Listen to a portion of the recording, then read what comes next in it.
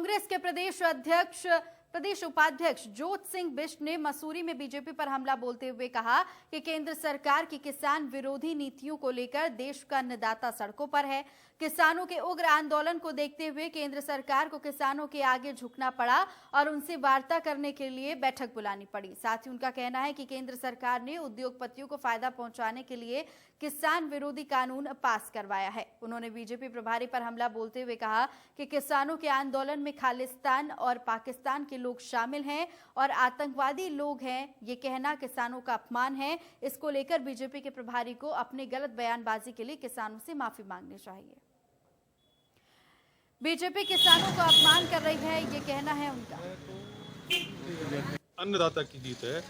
केंद्र सरकार ने जिस तरह से पिछली लोकसभा संसद में 3 किसान विरोधी कानून पारित करके किसानों के ऊपर जो अत्याचार करने की कोशिश की और अपने उद्योगपति मित्रों को पनपाने के लिए कानून बनाए, तो पूरे देश का किसान सड़कों पर उतर आया और उन्होंने दिल्ली कूच करके दिल्ली सरकार को चेताने का काम किया। राज्य के अंदर, देश के अंदर लॉकडाउन लगा तो राज्य सरकार को उत्तराखंड के देहरादून से लेकर के सभी जिलों में जो व्यवस्था करनी चाहिए थी वो व्यवस्था नहीं की गई और उसका परिणाम है कि कोरोना एक बार राज्य के अंदर फिर पैर पसार रहा है। जो जांच है उसमें जांच की दर में कटौती करने से बीच में ये लगा कि कोरोना पर हमने काबू पा लिया, लेकिन हकीकत यह है कि जांच दर में कटौती से कोरोना के संक्रमित मरीज बीच में उनकी संख्या कम हो गई थी, अब फिर से बढ़ने लगी।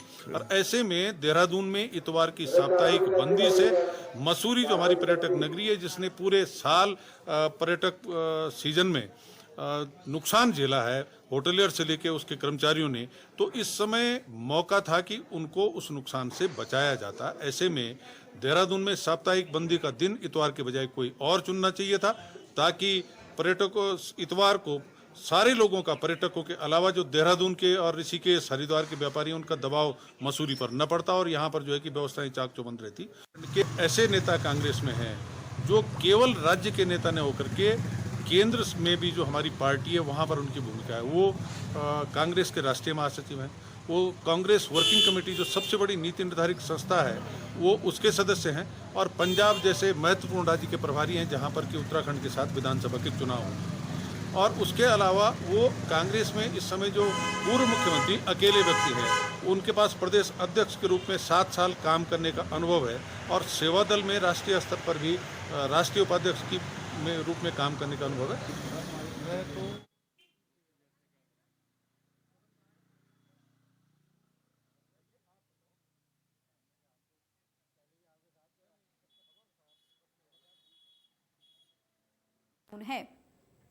तो वहीं उत्तराखंड में बढ़ते कोरोना संक्रमण को लेकर सरकार द्वारा हर जगह समय समय पर साप्ताहिक बंदी लागू की गई है। इस दौरान दूध, सब्जी, दवाई की दुकानें खुली रहेंगी, बाकी सभी दुकानें बंद रहेंगी। इस साप्ताहिक बंदी के चलते मसूरी में आ रहे पर्यटकों को भी भारी परेशानियों का सामना करना पड़ा। खाने पीने के रेस्टोरेंट बंद होने के कारण लोग परेशान दिखे। साथ ही पर्यटकों का कहना है कि साप्ताहिक बंदी के कारण उनको खासी परेशानियों का सामना करना पड़ रहा है।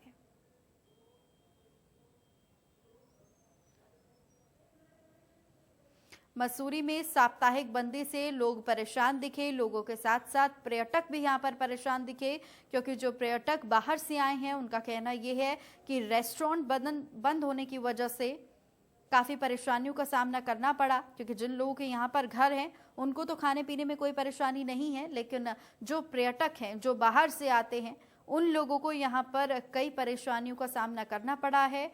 मसूरी में साप्ताहिक बंदी कोरोना की वजह से है। कोरोना को जो आंकड़ा लगातार कोरोना का बढ़ रहा है उसको लेकर ये साप्ताहिक बंदी लगाई गई है, किसी तरह रोकथाम देखने को मिले, लेकिन यहाँ पर पर्यटकों के लिए अब परेशानियों का सबब ये साप्ताहिक बंदी बनी हुई है। सरकार को चाहिए कि व्यवस्था करे, टेस्टिंग बढ़ाए और यहाँ पे सफाई वगैरह का या फॉगिंग वगैरह का व्यवस्था करे, जिससे किसी को परेशानी ना हो। बाजार तो बिल्कुल ही बंद नजर आ रहा है, लेकिन टूरिस्ट में कोई कमी नजर नहीं आ रही। हाँ, कहीं इसमें टूरिस्टों के साथ छलावा नजर आ रहा है। टूरिस्टों को ना कोई सुविधा मिल रही है, ना उनकी कोई टेस्टिंग है, उनकी भी सेहत के साथ खिलवाड़ हो रहा है। इस तरह का मजाक बना रखा है, कोरोना को लेकर कोई गंभीर नहीं है।